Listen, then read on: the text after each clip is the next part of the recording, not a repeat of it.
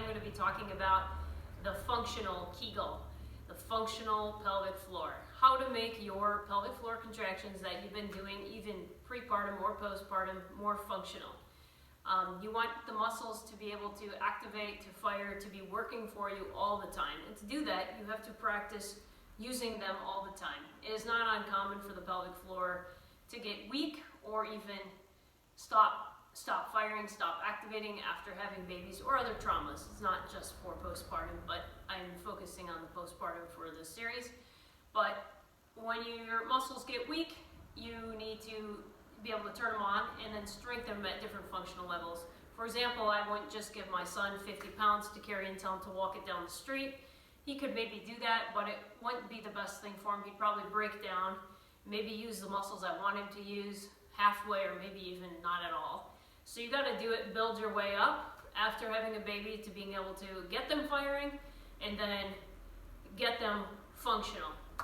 So making them functional is literally just adding a pelvic floor contraction to your day-to-day activities. For example, going from sitting to standing, you can do a pelvic floor contraction and then sit back down. You could practice that as an exercise, a squat. Squats are always good anyway. They get your whole posterior chain, they get your butt and your calves, and they help with any low back pain you might have been having from having baby, with the lordosis and the TA and the transverse abdominis getting weaker or more thin, and the linealbia again potentially weakened. So squats are good for postpartum.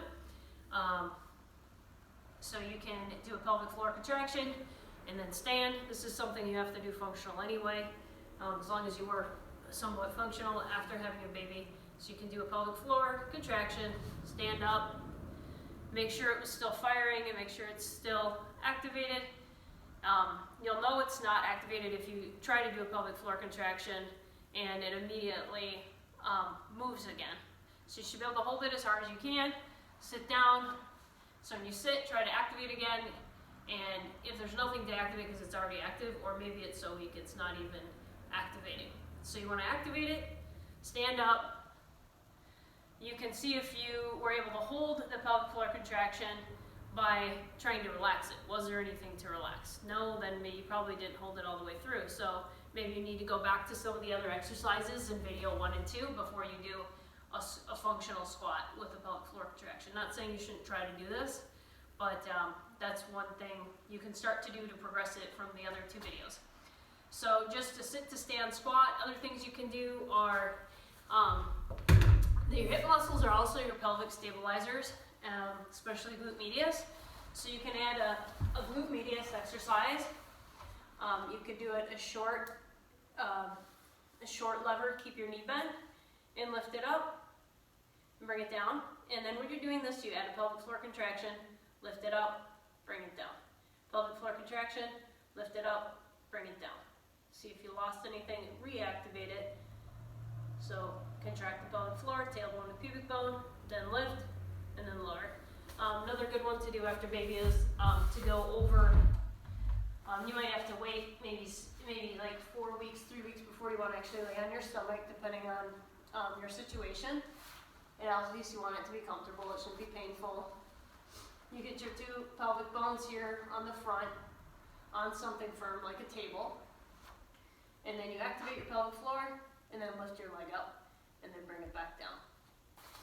So those are just 3 exercises you can do. Squats, hip abduction, bring the leg out to the side, and then bringing the leg straight back.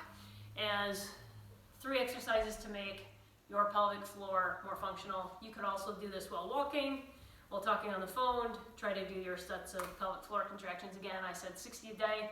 Still try to get 60 a day, whether it's laying down, sitting, standing, walking, talking.